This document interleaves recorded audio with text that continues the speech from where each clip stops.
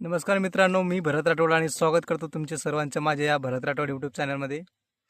मित्रांनो, आज आपण गवारवर येणारी जी पांढरी बुरशी आहे ती पाहणार आहोत आणि त्यांच्यावर आज मी कोणती फवारणी करत आहे हेही पाहणार आहोत.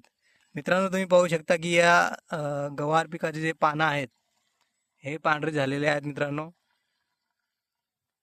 तर अशा पांढऱ्या झालेल्या पानांवर ही बुरशी आलेली असते आणि यासाठी आपण कोणती फवारणी करावी, किती प्रमाणात औषध घ्यावे हे आपण आज पाहणार आहोत मित्रांनो.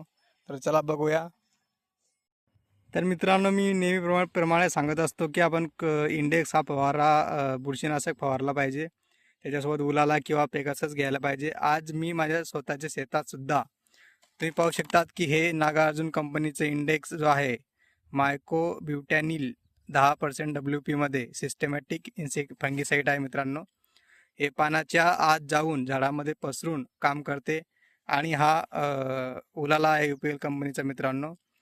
हे जे कीटकनाशक आहे हे फोनिकामेड 50% WG या फॉर्ममध्ये आहे. तर हे मावा, तुडतुडा, असे जे आता पांढरी माशी अशा सर्वांना कंट्रोल करते. जवळपास आळींनाही कंट्रोल करते आणि पेगासस सुद्धा मावा, तुडतुडा असेल काही हे असेल ब्रॉड स्पेक्ट्रम इन्सेक्टिसाईड असल्यामुळे खूप साऱ्या कीटकांना, खूप साऱ्या आळींना हे डायफेन्थेरॉन कंट्रोल करते. त्याच्यासोबतच उलाला आणि इंडेक्स हा बुरशीनाशक आहे.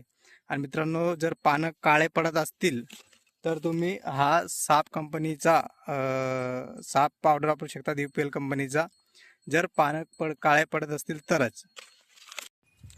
तर शेतकरी मित्रांनो, तुम्ही पाहू शकतात की गवार पिकासाठी जर पांढरी बुरशी आज माझ्या स्वतःच्या शेतात आलेली आहे.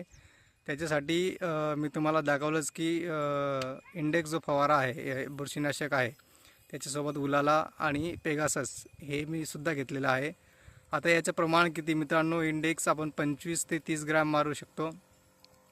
नंतर उलाला आपण 6 ग्रॅम, 8 ग्रॅम, 10 ग्रॅम, तुमच्या याच्यावर किती प्रमाणात काळा मावा आहे, हिरवा मावा आहे, पांढरा मावा आहे, किती प्रमाणात आहे याच्यावर आपल्याला डिपेंडंट असते. आपण 10 ग्रॅमपर्यंत, 12 ग्रॅमपर्यंत सुद्धा मारू शकतो.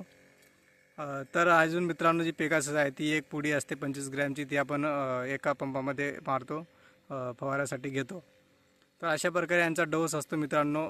अशाच जी गवार आहे ती अजून एक कंप्लेंट शेतकऱ्यांची आहे की गवार वाढत नाही आहे. माझ्या मित्राच्या कृषी केंद्रावर नितीन राठोड आहे, रेणबश्रा कृषी केंद्र सुभाषवाडी. तर मित्रांनो, तिथंही खूप सारे शेतकरी येतात आणि अडचणी सांगतात की माझी गवार वाढत नाही. गवार न वाढण्याचे खूप सारे कारण असू शकतात मित्रांनो.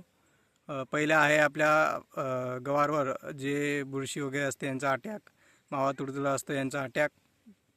त्याच्यामुळे रसशोषण किडी असतात ते आणि झाडांचे रस शोषले जाते आणि त्याच्यामुळे त्यांची वाढ होत नाही, फुलं गळतात. दुसरा कारण जो आहे मित्रांनो, फुलं गळणे किंवा वाढ न होणे, याचं कारण मेन म्हणजे थंडी आहे.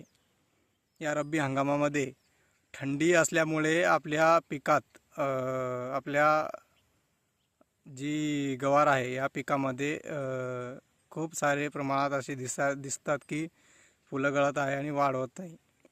जर तुमचे पीक चांगले असेल, मावा नसेल, तुडतुडा नसेल किंवा त्यांच्यावर कोणत्याही प्रकारची बुरशी नसेल आणि तरी तुमची वाढ होत नसेल, फुलं गळत असतील, तर याला कारणीभूत फक्त थंडी आहे.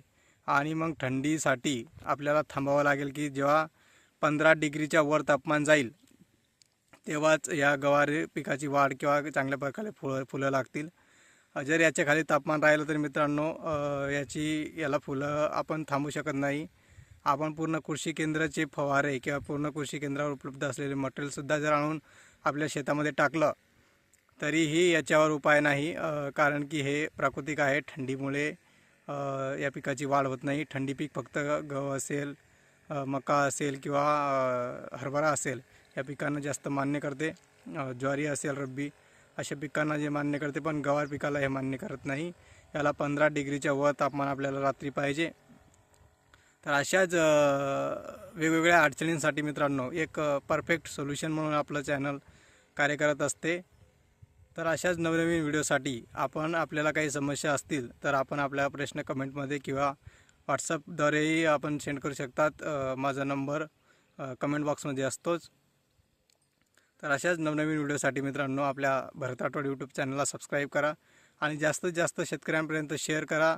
ज्यांना अशी प्रॉब्लेम येत असतील त्यांना हे व्हिडिओ पाहून आपली प्रॉब्लेम सॉल्व्ह करता येईल.